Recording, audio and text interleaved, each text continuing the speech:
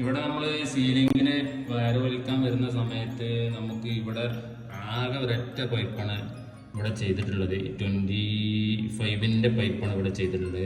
അതിൽ ഏകദേശം 10-16 വയറ് ഇതിൽ വരുന്ന കാരണം കൊണ്ട് നമ്മൾ വേറെ തന്നെ നമ്മൾ പൈപ്പ് കട്ട് ചെയ്തിട്ടാണ് ചെയ്തത്.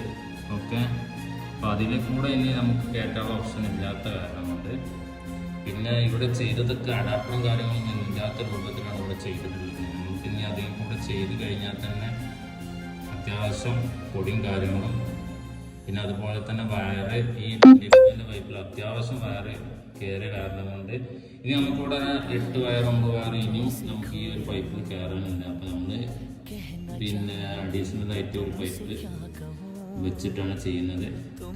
അപ്പോൾ പരമാവധി ആളുകൾ ഷെയർ ചെയ്യുക, ലൈക്ക് ചെയ്യുക, കമൻറ്റ് ചെയ്യുക.